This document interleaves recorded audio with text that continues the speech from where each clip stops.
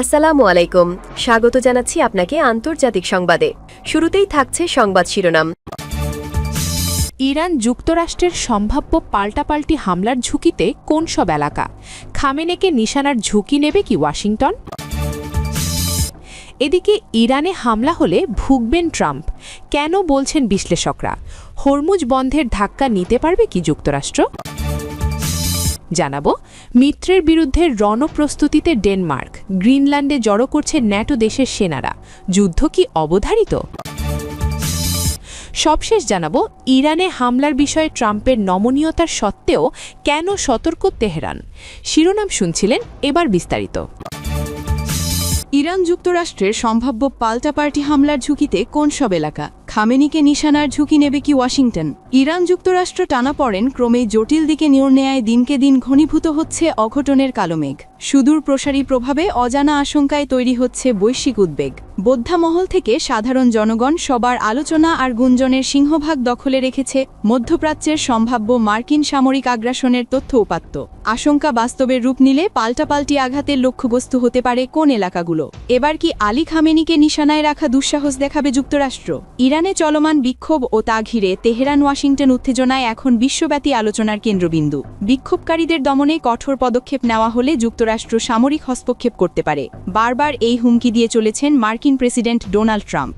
এই বক্তব্য শুধু কূটনৈতিক চাপেই সীমাবদ্ধ থাকেনি, এর প্রতিফলন দেখা যাচ্ছে যুক্তরাষ্ট্রের সামরিক প্রস্তুতিতেও। সাম্প্রতিক সময়ে কাতারে অবস্থিত আল উদাইদ বিমানঘাঁটি থেকে কিছু মার্কিন কর্মীকে সতর্কতামূলকভাবে সরিয়ে নেওয়ার পরামর্শ দেওয়া হয়েছে, যা পরিস্থিতিকে আরও স্পর্শকাতর করে তুলেছে। এই প্রেক্ষাপটে প্রশ্ন উঠছে, যুক্তরাষ্ট্র যদি সত্যিই ইরানের সামরিক পদক্ষেপ নেওয়ার সিদ্ধান্ত নেয়, তাহলে কী ধরনের অভিযান হতে পারে এবং সেটি কতটা বাস্তবসম্মত?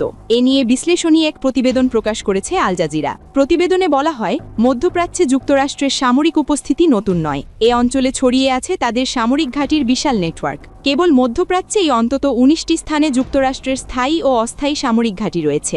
এর মধ্যে বাহরাইন, কুয়েট, কাতার, সৌদি আরব, সংযুক্ত আরব আমিরাত, ইরাক, জর্ডান ও মিশরের মতো দেশে রয়েছে স্থায়ী ঘাঁটি। দ্রুত আক্রমণ চালানোর ক্ষেত্রে সবচেয়ে গুরুত্বপূর্ণ ভূমিকা রাখে এগুলো। কাতারের আল উদাইদ বিমান ঘাঁটি এই নেটওয়ার্কের কেন্দ্রবিন্দু।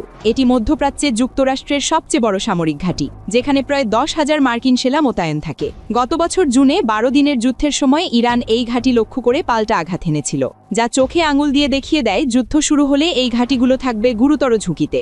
সার্বিক বাস্তবতায় ইরান যুক্তরাষ্ট্র সরাসরি পূর্ণমাত্রার যুদ্ধ বা ইরানে মার্কিন স্থল অভিযানের সম্ভাবনাকে অনেকটাই নাকচ করে দিচ্ছেন বিশ্লেষকরা। তারা বলছেন, ট্রাম্পের সামরিক হস্তক্ষেপের দর্শন ভিন্ন ধাঁচের। পর্যবেক্ষণ বলে, তিনি দীর্ঘমেয়াদী যুদ্ধ বা দেশ দখলের রাজনীতিতে বিশ্বাসী নন, বরং তার পছন্দ দ্রুত, নির্দিষ্ট ও প্রযুক্তি নির্ভর অভিযান, যেখানে মার্কিন সেনাদের প্রাণহানি কম থাকে। অতীতে বাগদাদের ড্রোন হামলায় ইরানের শীর্ষ সামরিক কমান্ডার কাসেম সোলাইমানিকে হত্যা কিংবা ভেনেজুয়েলায় হঠাৎ অভিযান চালিয়ে মাদুরোক অপহরণ এই কৌশলেরই উদাহরণ। এ ধরনের বাস্তবতায় আলোচনায় আসছে ইরানের শীর্ষ নেতৃত্বকে লক্ষ্য করে দ্রুত হামলার সম্ভাবনা। গত বছর যুদ্ধের সময়ও এমন ইঙ্গিত দিয়েছিলেন ট্রাম্প। সে সময় তিনি বলেন, ইরানের সর্বোচ্চ নেতা আয়াতুল্লাহ আলী খামেনি কোথায় আছেন তা যুক্তরাষ্ট্র জানে, চাইলেই তাকে সরিয়ে দিতে পারে। তবে এরপরও ইরানের মতো ভূপ্রকৃতি ও নিরাপত্তা ব্যবস্থার দেশে সরাসরি শীর্ষ নেতৃত্বকে লক্ষ্য করে অভিযান চালানো অত্যন্ত জটিল। দূরত্বজনিত ব্যবধান, শক্তিশালী প্রতিরক্ষা ব্যবস্থা এবং আঞ্চলিক প্রতিক্রিয়ার ঝুঁকি, সব মিলিয়ে এমন হামলা চালানো হবে একটি বড় জুয়া খেলা। এছাড়া সম্ভাব্য হামলা ঘিরে ইরান আগে থেকেই ব্যাপক সতর্ক অবস্থানে আছে। একাধিক বিশ্লেষকের বরাত দিয়ে আল জাজিরা বলছে, যুক্তরাষ্ট্রের লক্ষ্য ইরানে সেনা পাঠানো নয়, ইরাক বা আফগানিস্তানের মতো শাসক পরিবর্তন কিংবা দীর্ঘস্থায়ী সামরিক উপস্থিতি, এরকম পথে হাঁটতে আগ্রহী নয় ওয়াশিংটন। সব মিলিয়ে যুদ্ধের দামামা বাজলেও যুক্তরাষ্ট্রের সম্ভাব্য পদক্ষেপ সীমিত, হিসাবী এবং উচ্চ ঝুঁকিহীন রাখার চেষ্টা থাকবে বলেই প্রাথমিক অভিমত বিশ্লেষকদের। স্থল অভিযানে সেনা নামানোর বদলে প্রযুক্তি নির্ভর আঘাত বা প্রতীকী শক্তি প্রদর্শনী হতে পারে মূল কৌশল। ইরানে হামলা হলে ভুগবেন ট্রাম্প, কেন বলছেন বিশ্লেষকরা? হরমুজ বন্ধের ধাক্কা নিতে পারবে কি যুক্তরাষ্ট্র? ইরানের সরকার বিরোধী বিক্ষোভ দমনে ব্যাপক সহিংসতার অভিযোগ তুলে সামরিক পদক্ষেপের ধারাবাহিক হুমকি দিয়ে আসছেন মার্কিন প্রেসিডেন্ট ডোনাল্ড ট্রাম্প। যদিও এর বাস্তবায়ন নিয়ে সন্দিহান বিশ্লেষকরা। ব্রিটিশ সংবাদ মাধ্যম দ্য গার্ডিয়ানের বিশ্লেষণ বলছে, যুক্তরাষ্ট্রের কাছে কোনো সহজ সামরিক কৌশল নেই যা ইরানের বিক্ষোভকারীদের কার্যকর সহায়তা দিতে পারে। কেন সম্ভাব্য মার্কিন অভিযানকে কঠিন আর ঝুঁকিপূর্ণ মনে করছেন বিশ্লেষকরা? ঝুঁকি নিলে কোন বিষয়গুলো নিয়ে ভুগবেন মার্কিন প্রেসিডেন্ট? ইরানের সরকার বিরোধী আন্দোলন এবং অস্থিরতাকে কেন্দ্র করে সামরিক পদক্ষেপ নেওয়ার হুমকি দিয়েছেন মার্কিন প্রেসিডেন্ট ডোনাল্ড ট্রাম্প।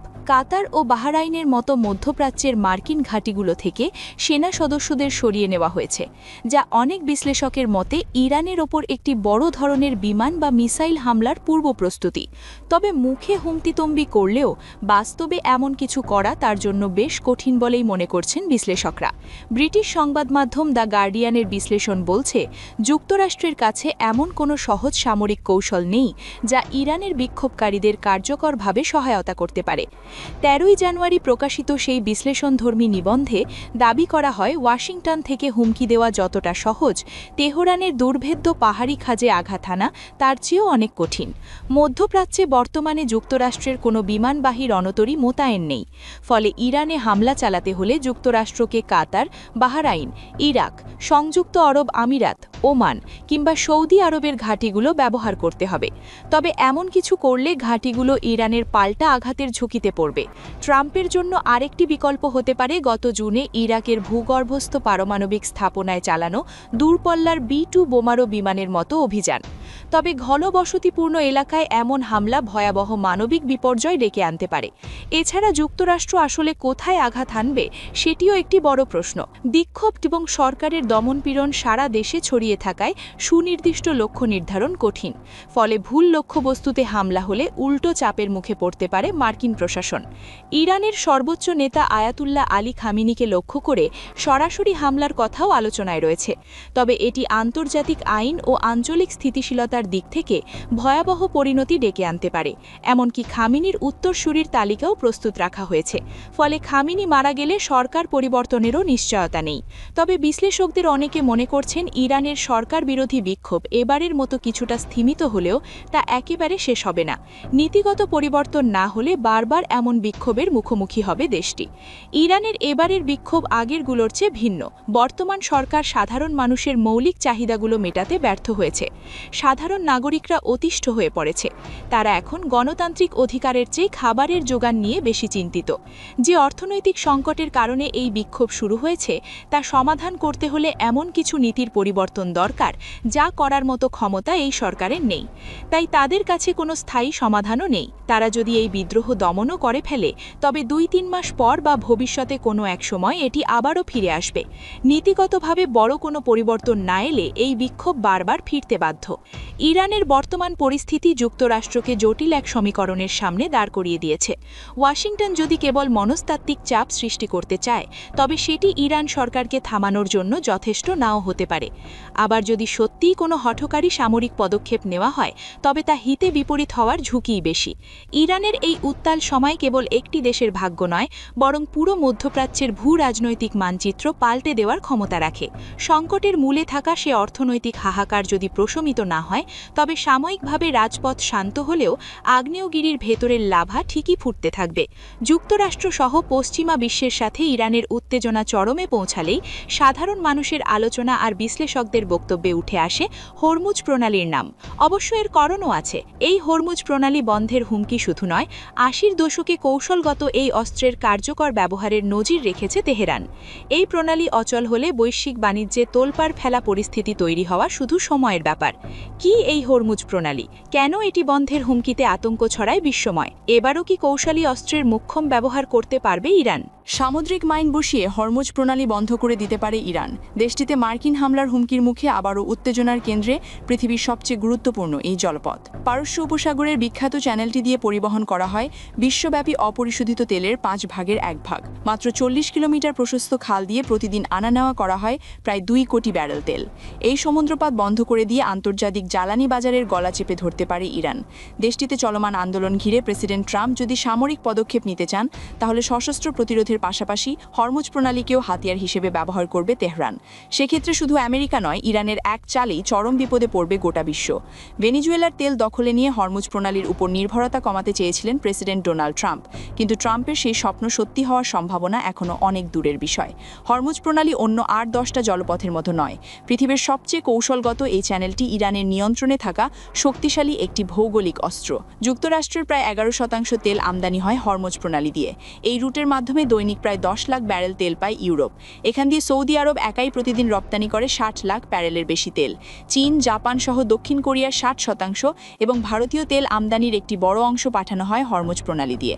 গত বছর ইরান ইসরায়েল সংঘাতের সময় হরমুজ প্রণালীতে সামুদ্রিক মাইন পাতার প্রস্তুতি নিয়েছিল তেহরান। সাম্প্রতিক উত্তেজনার জেরে সি মাইন বসিয়ে হরমুজ আটকে দিলে আমেরিকা ও তার মিত্র দেশগুলোর অর্থনীতি পড়বে হুমকির মুখে। ইরান ও ওমানের মধ্যে অবস্থিত হরমুজ প্রণালীর মাধ্যমে মধ্যপ্রাচ্য থেকে পৃথিবীর বিভিন্ন জায়গায় রপ্তানি করা হয় প্রায় 60,000 কোটি ডলার মূল্যের জ্বালানি। হরমুজ প্রণালীতে ইরানের ইসলামিক রেভলিউশনারি গার্ডের নেভাল কোরের শক্তিশালী বিভিন্ন ইউনিট মোতায়েন রয়েছে। জলপথটির উপর নিজেদের দখল ধরে রাখতে দ্রুতগামী ক্ষেপণাস্ত্রবাহী নৌযান, বিশেষ ধরনের আক্রমণকারী boat, antiship, naval mine, submarine ও ড্রোনের বহর সবসময় প্রস্তুত রাখে তেহরান। 2019 সালের তথ্য অনুযায়ী 5,000-এর বেশি সামুদ্রিক মাইন রয়েছে ইরানের অস্ত্র ভাণ্ডারে। মাত্র কয়েক মিনিটে হরমুজ পাড়ি দেওয়া যে কোনো ট্যাঙ্কার থামিয়ে দিতে পারবে ইরানি নৌবাহিনী। হরমুজ প্রণালী দিয়ে প্রতি মাসে যাতায়াত করে 3,000-এর বেশি সমুদ্রগামী জাহাজ। এসব আমদানি নির্ভর নৌযান থামাতে ফাস্ট অ্যাটাক বোট ও সামুদ্রিক মাইনকে কার্যকর উপায় হিসেবে বিবেচনা করে থাকে ইরানের নৌবাহিনী। সামরিক বিশ্লেষকদের আশঙ্কা, বরাবরের মতো এবারও আক্রান্ত হলে হুট করেই হরমুজ প্রণালী বন্ধ করে দিতে পারে খামেনি প্রশাসন। মিত্রের বিরুদ্ধে রণপ্রস্তুতিতে ডেনমার্ক গ্রিনল্যান্ডে জড়ো করছে ন্যাটো দেশের সেনারা। যুদ্ধ কি অবধারিত? নিয়মিত উদ্ভট কর্মকাণ্ডে বিশ্বে তোলকার ফেলা মার্কিন প্রেসিডেন্ট ডোনাল্ড ট্রাম্পের থাবা থেকে গ্রিনল্যান্ডকে বাঁচাতে এবার এগিয়ে এসেছে সামরিক জোট ন্যাটো। গ্রিনল্যান্ডে সেনা পাঠাচ্ছে জার্মানি, ফ্রান্স, সুইডেন, নরওয়ে সহ ন্যাটোর সদস্য দেশগুলো। ট্রাম্পের হুমকির কড়া জবাব দিয়েছে ডেনমার্ক। বলেছে, গ্রিনল্যান্ডে হামলা হলে বিলুপ্ত হবে ন্যাটো। পরিস্থিতি এতটাই জটিল দিকে মর নিচ্ছে যে হাতের মুঠো থেকে ছুটে যাচ্ছে কূটনৈতিক সমঝোতায় শান্তিপূর্ণ সমাধানের রাস্তা। ক্রমেই অশান্ত হচ্ছে পরিস্থিতি, চলছে বাকযুদ্ধ, বাড়ছে উদ্বেগ। তাহলে কি ইউরোপীয় মিত্রের সাথে যুক্তরাষ্ট্রের যুদ্ধ বাঁধিয়ে ছাড়বেন ট্রাম্প? এড়ানো যাবে কি যুদ্ধের আশঙ্কা? গ্রিনল্যান্ডের ভবিষ্যৎ নির্ধারণে বুধবার রুদ্ধদ্বার বৈঠকে বসে যুক্তরাষ্ট্র, গ্রিনল্যান্ড ও ডেনমার্ক। হোয়াইট হাউসের বৈঠকটি শেষ হয় কোনো ধরনের সমাধান ছাড়াই। কয়েক ঘণ্টার ব্যবধানে গ্রিনল্যান্ডের রক্ষায় ভূখণ্ডটিতে সেনা পাঠানোর ঘোষণা দেয় ফ্রান্স, জার্মানি, সুইডেন ও নরওয়ে। এমনকি উত্তপ্ত পরিস্থিতির মধ্যে গ্রিনল্যান্ডের রাজধানী নুকে দূতাবাস খোলার ঘোষণা দেয় কানাডা ও ফ্রান্স। বুধবার যুক্তরাষ্ট্রের কড়া বার্তা দিয়ে ডেনমার্ক জানায়, ন্যাটোভুক্ত দেশগুলো গ্রিনল্যান্ডের যৌথ মহড়ায় অংশ নেবে। এমনকি গ্রিনল্যান্ডে হামলা হলে সেখানেই ন্যাটোর সমাপ্তি ঘটবে বলে হুঁশিয়ারি দেয় ডেনমার্ক। বুধবার এক বিবৃতিতে জার্মান প্রতিরক্ষা মন্ত্রণালয় জানায়, গ্রিনল্যান্ডে অনুসন্ধানের অংশ হিসেবে 13 সদস্যের সেনাদল পাঠানো হয়েছে। ডেনমার্কের অনুরোধে একই দিন গ্রিনল্যান্ডে অনির্দিষ্ট সংখ্যক সেনা পাঠানোর বিষয়টি নিশ্চিত করে সুইডেনও। ফ্রান্সের প্রেসিডেন্ট ইমানুয়েল ম্যাখো সামাজিক যোগাযোগ মাধ্যম এক্সে লিখেছেন, ফরাসি প্রথম সেনাদলটি বৃহস্পতিবার গ্রিনল্যান্ডের উদ্দেশ্যে রওনা হয়েছে। আরও দল ধাপে ধাপে পাঠানো হবে। এদিকে মার্কিন প্রেসিডেন্ট ডোনাল্ড ট্রাম্প আবারও হুঁশিয়ারি দিয়ে বলেছেন, জাতীয় নিরাপত্তার খাতিরে গ্রিনল্যান্ড যুক্তরাষ্ট্রের লাগবেই। বুধবার সাংবাদিকদের সাথে আলাপে তিনি বলেন, যুক্তরাষ্ট্র যা চায় তাই করে। ভেনিজুয়েলার বিষয়টি উদাহরণ টেনে ডেনমার্ককে সতর্ক করেন মার্কিন প্রেসিডেন্ট। আমরা গ্রিনল্যান্ডের ব্যাপারে আশাবাদী। ডেনমার্কের সাথে আমাদের ভালো সম্পর্ক। তারা এটি যুক্তরাষ্ট্রের নিরাপত্তার স্বার্থে হস্তান্তর করবে। ডেনমার্ক দেখেছে ভেনিজুয়েলায় কি হয়েছে। তারা জানে যুক্তরাষ্ট্র যা চায় তাই করতে পারে। যুক্তরাষ্ট্র গ্রিনল্যান্ডের নিয়ন্ত্রণ না নিলে চীন, রাশিয়া এটির দখল নেবে, এমনটিও বলেন মার্কিন প্রেসিডেন্ট। সেক্ষেত্রে গ্রিনল্যান্ডকে কোনোভাবে রক্ষা করতে পারবে না ডেনমার্ক। পরিস্থিতি ঘোলাটে হওয়ার আগে গ্রিনল্যান্ড যুক্তরাষ্ট্রের করে পেতে চান মার্কিন প্রেসিডেন্ট। আমরা গ্রিনল্যান্ড দখলে না নিলে একটি বড় সমস্যা আছে, তখন চীন, রাশিয়া এটির দখলে নেবে। ডেনমার্ক এটির দখল ঠেকাতে পারবে না। তাই ডেনমার্কের বোঝা উচিত, এটি যুক্তরাষ্ট্রের দখলে থাকা মানে নিজেদের অধীনে থাকা। যুক্তরাষ্ট্র এটির নিরাপত্তা দিতে পারবে, কেউ আমাদের সাথে ঝামেলা করবে না। বিশ্লেষকরা বলছেন, ন্যাটোভুক্ত ইউরোপের দেশগুলো গ্রিনল্যান্ডে সেনা পাঠানোর মাধ্যমে প্রমাণ করেছে তারা সহজে যুক্তরাষ্ট্রকে ভূখণ্ডটির নিয়ন্ত্রণ দেবে না। এক্ষেত্রে যুক্তরাষ্ট্র এটির দখল নিশ্চিত করতে চায়। এই পরিস্থিতিতে মিত্রদের মধ্যে বড় ধরনের সংঘাতের আশঙ্কায় বিশ্লেষকরা। ইরানে হামলার বিষয়ে ট্রাম্পের নমনীয়তা সত্ত্বেও কেন সতর্ক তেহরান? ইরানে চলমান সরকার বিরোধী বিক্ষোভে মার্কিন প্রেসিডেন্ট ডোনাল্ড ট্রাম্প বারবার হস্তক্ষেপের কথা জানিয়েছেন। এরই মধ্যে বেশ কয়েকবার সামরিক হামলার হুঁশিয়ারিও দিয়েছেন। কিন্তু প্রেসিডেন্টের সুর বদলেছে। এখন আবার কিছুটা নমনীয় হতে দেখা যাচ্ছে তাকে। তারপরেও তেহরান মার্কিন হামলার বিষয়ে কেন সতর্ক অবস্থায় রয়েছে? আল জাজিরার বিশ্লেষণে সেই কারণ জানিয়েছেন তেহরান বিশ্ববিদ্যালয়ের শিক্ষাবিদ হাসান আহমদিয়ান। তিনি বলেন, বিক্ষোভকারীদের বিরুদ্ধে হত্যাকাণ্ড বন্ধ হয়ে গেছে ট্রাম্পের এমন মন্তব্য ইরান সরকার বিশ্বাস করবে না। এমনকি যুক্তরাষ্ট্রের সামরিক হামলার হুমকি কমেছে এটিও। এই শিক্ষাবিদের মতে প্রেসিডেন্ট ট্রাম্প যা বলেছেন ইরানিদের জন্য তা বিশ্বাস করা কঠিন হবে, কেননা এর পূর্বেও আলোচনার কথা বলে দেশটির পারমাণবিক স্থাপনাগুলো হামলার শিকার হয়েছে। ইরানকে আকস্মিক হামলার সম্ভাবনার কথা উল্লেখ করে হাসান আহমাদিয়ান বলেন, বিক্ষোভকারীরা খামেনি সরকারের বিষয়ে অসন্তুষ্ট, তারপরেও তারা যুক্তরাষ্ট্রের সামরিক হামলা দেখতে চায় না। মূলত সরকার বিরোধী বিক্ষোভে আটক হওয়া ইরফান সুলতানিকে ফাঁসির নির্দেশ দেওয়া হয়েছিল বলে গণমাধ্যমে যে খবর হয়েছিল, তার মৃত্যুদণ্ড তেহরান যখন স্থগিত করেছে, এরপরেই প্রেসিডেন্ট ট্রাম্প কিছুটা আশ্বস্ত হয়েছেন। তিনি বলেছেন, আমাদের বলা হয়েছে ইরানে হত্যাকাণ্ড বন্ধ হয়েছে এবং মৃত্যুদণ্ড কার্যকর করার কোনো পরিকল্পনা নেই। অপরপক্ষের অত্যন্ত গুরুত্বপূর্ণ সূত্র আমাদের এ তথ্য দিয়েছে, আমরা তা খোঁজ নিয়ে দেখব। তবে মার্কিন সংবাদ মাধ্যম নিউজ ন্যাশনের প্রতিবেদনে বলা হয়েছে, চলমান উত্তেজনার মধ্যেই দক্ষিণ চীন সাগর থেকে মধ্যপ্রাচ্যে বিমানবাহী রণতরী পাঠাচ্ছে যুক্তরাষ্ট্র।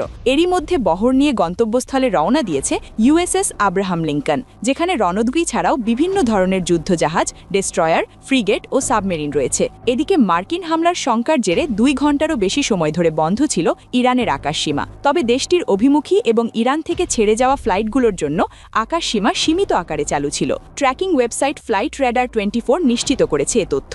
যদিও এখনও মার্কিন হামলার শঙ্কা থাকায় তেহরানে দূতাবাসের কার্যক্রম সাময়িকভাবে বন্ধ করেছে যুক্তরাষ্ট্র। নিজ দেশের নাগরিকদের ইরান ছাড়ার নির্দেশ দিয়েছে ইতালি ও পোল্যান্ড সহ কয়েকটি দেশ। তবে শেষ খবর পর্যন্ত লাগাতার বিক্ষোভ সহিংসতার পর এখন কিছুটা শান্ত ইরানের পরিস্থিতি। অনেক রাজপথই এখন আয়াতুল্লাহ আলী খামেনির সমর্থকদের দখলে। এমনকি আন্দোলন পুরোপুরি নিয়ন্ত্রণের দাবিও করছে তেহরান। গতকাল কাতারে অবস্থিত যুক্তরাষ্ট্রের সবচেয়ে বড় আল উদেইদ বিমান ঘাঁটির কিছু সামরিক সদস্যকে বুধবার সন্ধ্যার মধ্যে ঘাঁটি থেকে কিছু সংখ্যক সৈন্য সরিয়ে নিয়েছে।